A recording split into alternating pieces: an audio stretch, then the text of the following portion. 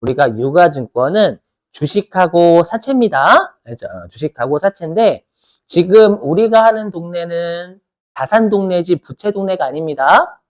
그렇죠? 그럼 우리가 여러분들이 생각해 보시면 아까도 말씀드렸지만 우리가 사채를 발행하는 회사는 채무자예요. 돈 빌려주세요라고 우리가 이자 몇 퍼센트 드릴게요라고 하는 게 우리가 발행자, 채무자 입장이거든요. 그래서 우리가 사채를 발행하는 건 채무자니까 부채예요. 요거는 언제 배우실 거냐면 회계 1급 때 배우세요. 회계 1급 때. 그렇죠? 그러니까 우리 시험 목적학은 관련이 없고요. 지금은 사채를 취득한 사람 있죠. 사채를 취득했다라는 건 해당 기업에게 내가 돈을 빌려주고 이자 몇 퍼센트를 받겠다라는 증서를 받은 거예요. 그래서 여기에서는 사채를 취득한 사람이 채권자고요. 그럼 채권자니까 채권자면 자산이에요, 부채예요? 채권. 자산이죠, 자산. 맞죠? 그래서 우리가 여기에서는 사채를 취득한 사람. 그리고 우리가 주식을 취득하면 주식이라는 자산을 가지고 있는 게 되잖아요.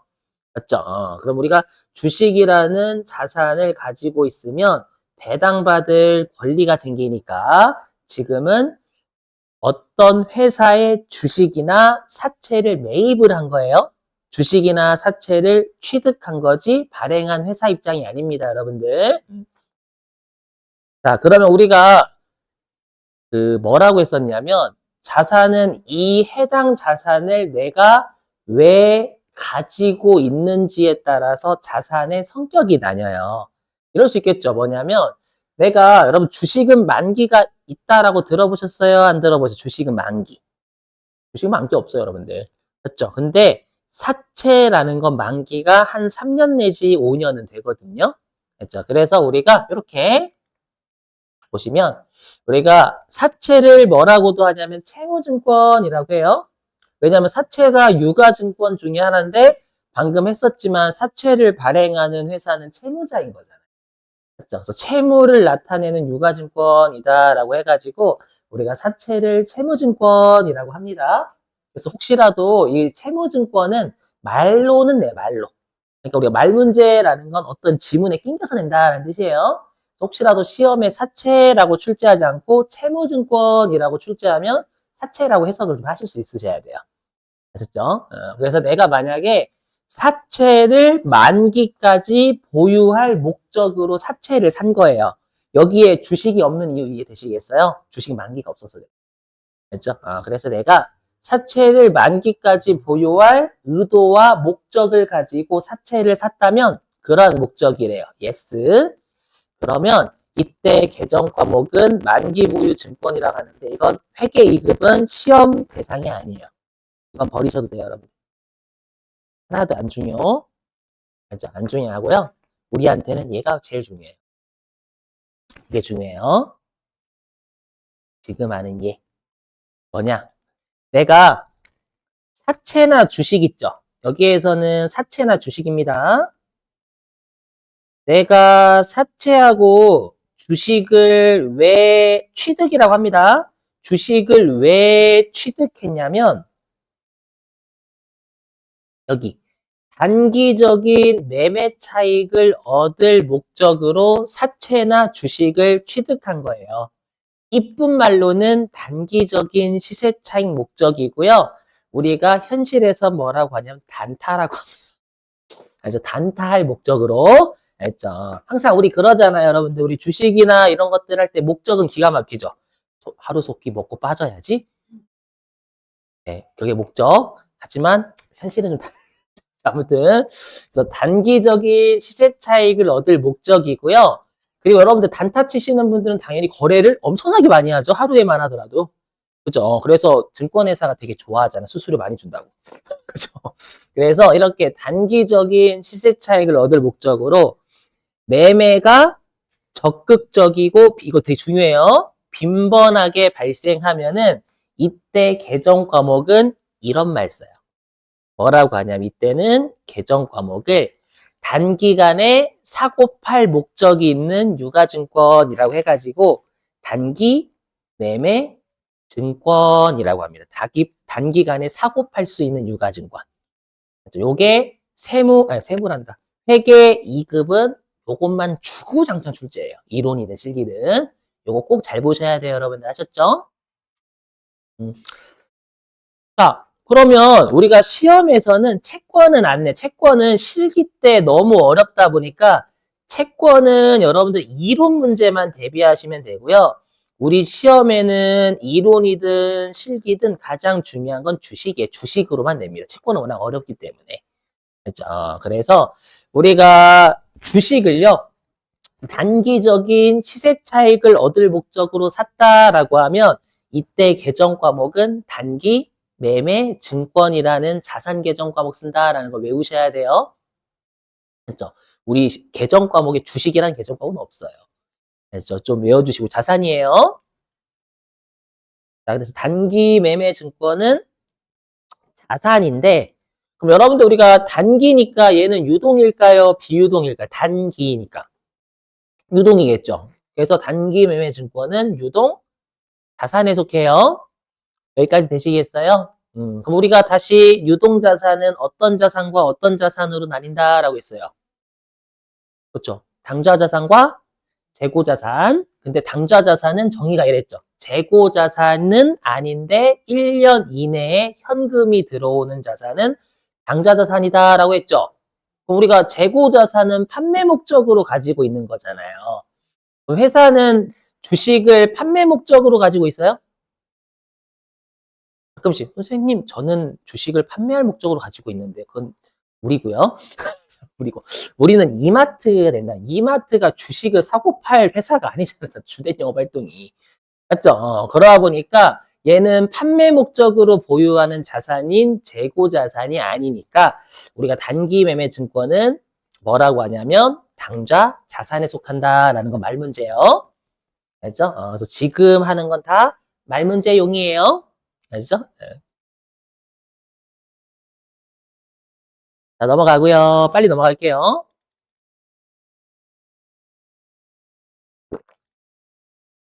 네, 넘어갈게요. 자, 여기입니다. 자, 여기 엄청나게 중요. 여기요. 제가 이렇게 별표를 엄청나게 크게 치면은 미친 듯이 중요하다라는 거예요. 알죠? 취득 원가예요. 취득 원가. 그러니까 내가 여러분들 뭐냐면 취득이라는 게 뭔가 취득했다라는 표현 아시죠? 그러니까 내가 비용을 취득했다라는 말이 돼요? 비용을 취득. 말이 안 되잖아요. 우리가 자산을 취득했다라는 표현이 좀 더 어울리죠. 시험에 이 취득 원가라는 표현은 진짜 이론하고 실기에서 많이 나와요. 맞죠? 그래서 시험에서 취득 원가는 이렇게 계산 문제로도 많이 물어보거든요. 그 말은 취득 원가는 자산이 얼마게 요거 얘기하는 거예요. 아셨죠? 꼭 암기해 주셔야 돼. 자산을 취득했다라는 표현 쓰니까 얼마 주고 샀니? 뭐 살려면 자산을 사는 거잖아요. 앞으로 취득 원가는 얼마인가라고 하면 자산 금액은 얼마게 이렇게 물어보는 거예요. 알죠?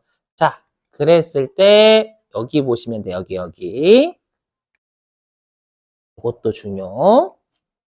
나중에 여기 파트는 자, 여기 파트가 왜 중요하냐면 여러분들 회계를 처음 공부하시는 분들 입장에서는 여기가 정말 힘들어요. 자, 들어보실게요. 이게 뭐냐? 자, 일단 취득 부대 비용이라는 용어 많이 쓰거든요. 이게 뭔지 설명할게요. 내가 자산을 샀어요. 자산을 샀는데 부대가 뭐냐면 부대찌개 표정이 방금 안 좋으셔서 자, 부대가 부수란 뜻이 부수. 내가 자산을 취득하면서 부수적으로 쓴 걸 우리가 취득 부대 비용이다라고 해요. 계정 과목 아닙니다. 말이에요, 그냥. 얘를 어떻게 처리하냐라는 거예요. 한번 예를 들어 볼게요. 취득 부대 비용이 뭔지. 자, 들어보실게요. 뭐냐면 내가 이번에 샤넬 가방을요. 백화점 가서 사는 게 아니라 저기 직구로 사는 거, 직구. 해외 직구로요. 자, 그러면 직구로 사면 일단 만약에 예를 들어 가지고 샤넬 가방이 얼마 정도 하나요? 혹시 아시는 분? 잘 몰라서. 600? 아, 그 정도예요? 비싸다. 600만 원 한다라고 가정해 볼게요. 알죠? 근데 직구면 해외에서 우리나라로 배송을 해야 되잖아요. 그럼 뭐 타고 올까요? 배 타고 와야죠, 여러분들. 맞죠? 비행기는 좀 그래. 맞죠? 그래서 배 타고 온단 말이에요. 그럼 운송료가 들겠죠, 여러분들. 예, 그래서 배 타고 올 때 한 10만 원 든다라고 가정해 볼게요. 맞죠? 그리고 이제 내려요. 내리면 우리가 관세라는 게 있어. 세금을 수입하는 물건에 대해서 세금을 부과하는 걸 관세라고 하거든요. 예를 들어서 그 관세가 9만 원이라고 해볼게요. 9만 원. 예. 그리고 나머지 만 원은 이제 우리 집으로 와야 되잖아요. 우리 집으로 오려면 뭐 CJ 대한통운이나 이런 애를 거쳐야지. 맞죠? 그래서 만 원까지 쓴 거예요. 그럼 나는 요 샤넬 가방을 내, 내 것으로 만들기 위해서 샤넬 가방 600만 원에다가 운송료 10만 원에, 관세 9만 원에, 그 다음에 택배비 만 원에 해서 20만 원 썼죠. 맞죠? 그 20만 원을 우리가 취득 부대 비용이다라고 해요. 샤넬 가방 600만 원짜리를 취득하기 위해서 부수적으로 쓴 거. 여기까지 되시겠어요? 그럼 우리가 잘 들어보세요. 이거 어려워요. 들어보시면. 자, 우리가 현실에서는 친구가 물어봐요. 야, 그 샤넬 가방 얼마 주고 샀어? 라고 물어보면 요거 취득 원가 얼마라는 뜻이잖아요. 맞죠? 그럼 여러분들 이래요? 현실에서? 나 있잖아. 샤넬 가방 600만 원 주고 샀긴 했는데 이거 내 샤넬 가방으로 만들기 위해서 추가적으로 20만 원 더 주고 샀기 때문에 620만 원 주고 샀어. 이래요? 친구 미친놈 아니야? 이렇게 하죠. 그냥 600만 원 주고 샀어 이러지. 야, 20만 원도 부수적으로 썼어 그러지 않잖아요. 맞죠? 근데 회계는 그렇게.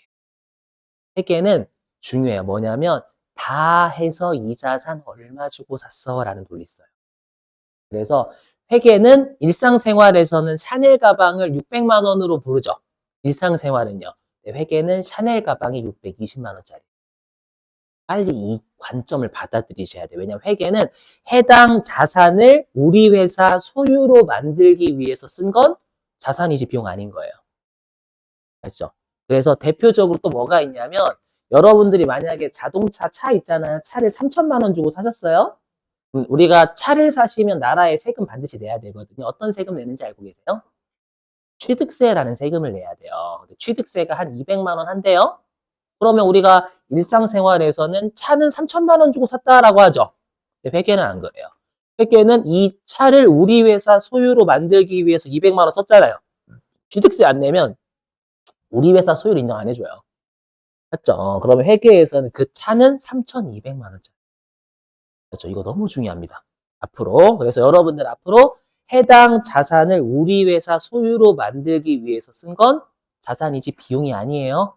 빨리 관점을 바꾸셔야 돼. 분명히 표정이 안 좋으시거든? 이거 할 때마다.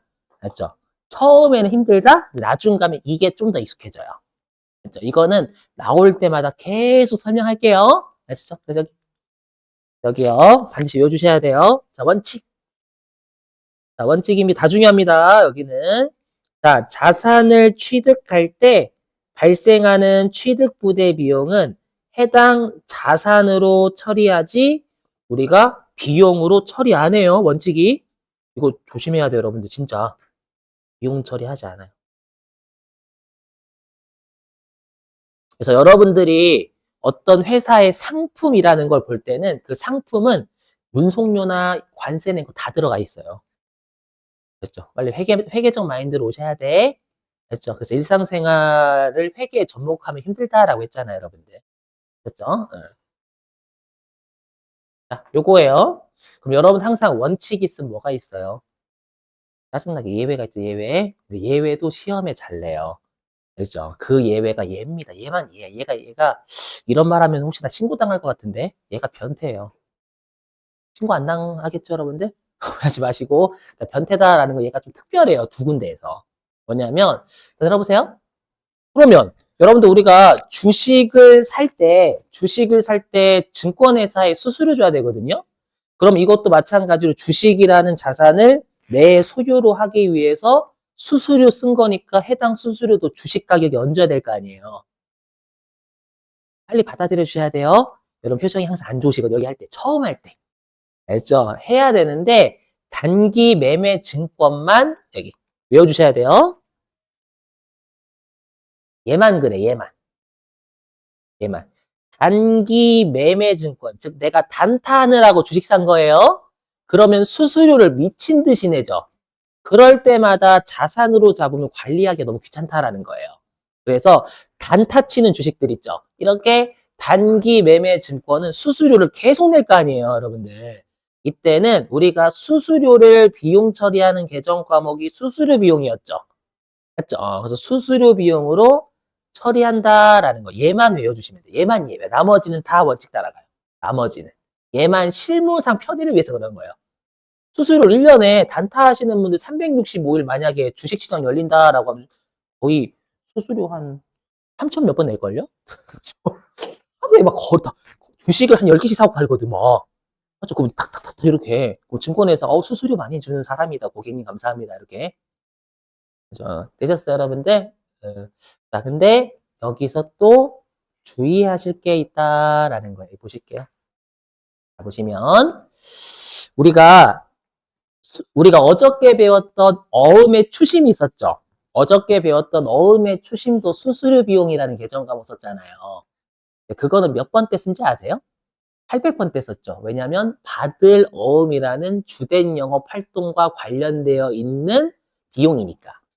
근데 우리 회사는 단기 매매 증권을 사는 게 주된 영업 활동이에요? 주식 사는 게 이마트는 주된 영업 활동이 아니에요. 그러니까 주된 영업 활동이 아닌 비용을 우리가 영업의 비용이라 하거든요.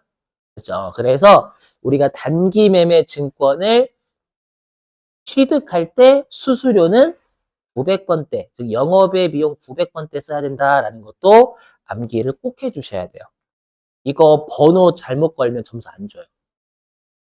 800번대 쓰잖아요. 그럼 점수 빵점이에요. 조심해야 돼. 암기해 주시고. 자, 그러면 여기 사례 좀, 그래서 여기 암기해 주세요. 여기.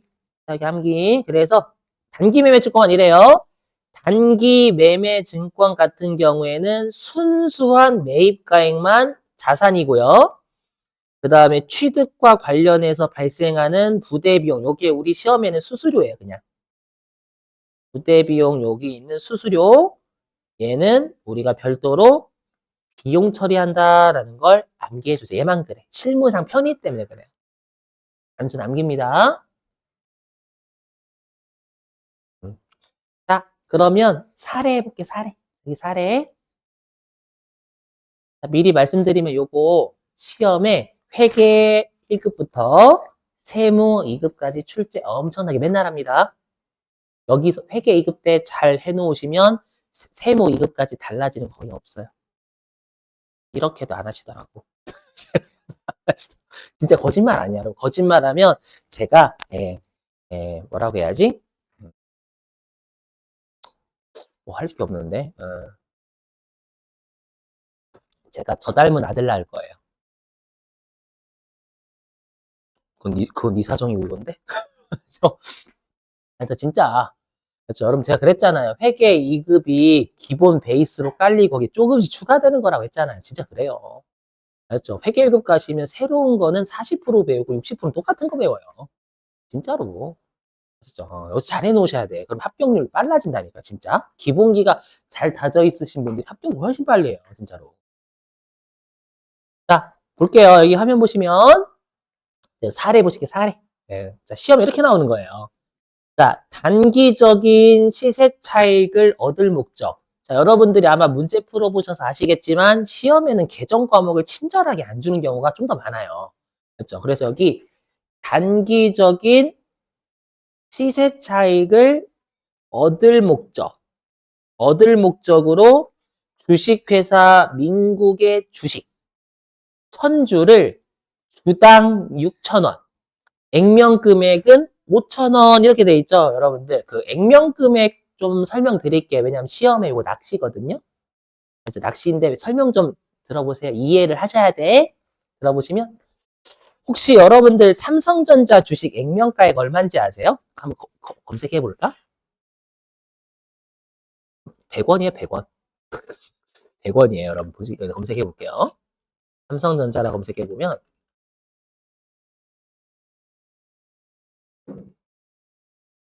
여기 보이세요? 여러분, 삼성전자 주식 여기.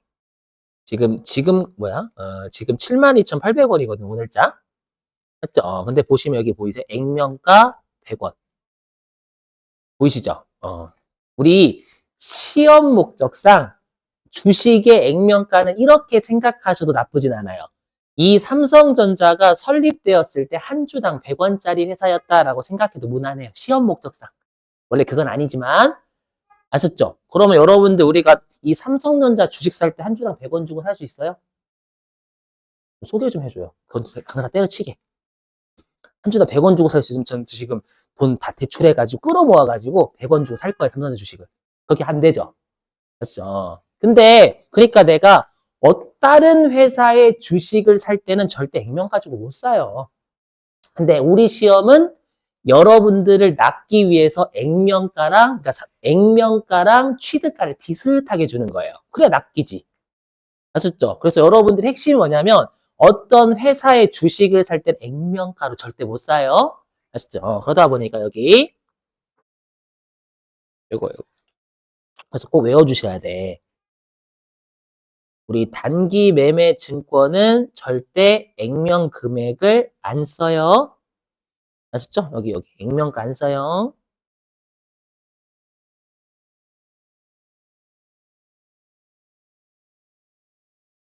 이해되시겠어요, 여러분들? 요 5,000원은 함정이에요, 함정. 함정 파는 거다. 걸려라, 걸려라. 이거예요. 알죠? 이거 세무 이거까지 제일 어려운 게 이렇게 액면가도 같이 주는 게 제일 어려워요, 실제로. 자, 보시죠.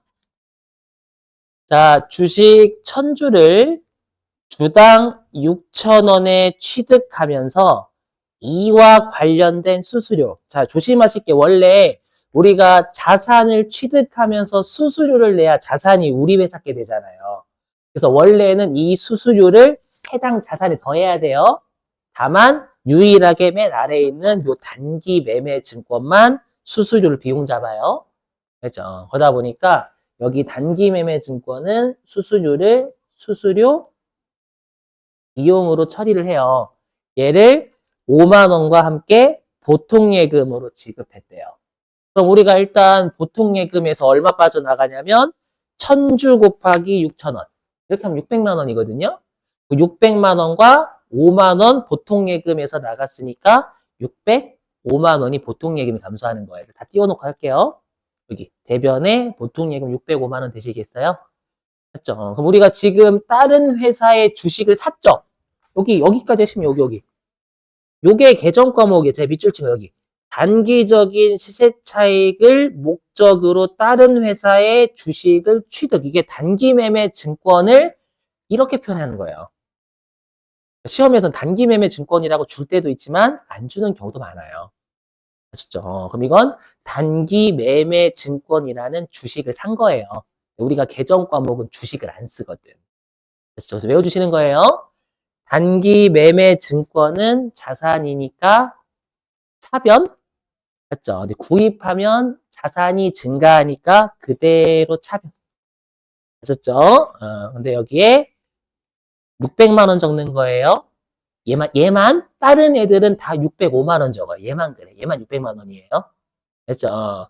그리고 단기 매매 증권의 수수료는 비용 처리하니까 비용 처리하는 게 차변으로 적는 거죠. 차변에 수수료 비용하고 여기에 900번대 적는다라는 거예요. 900번대.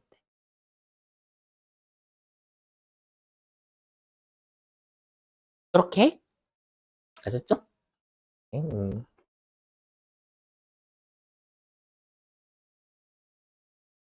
자, 됐고.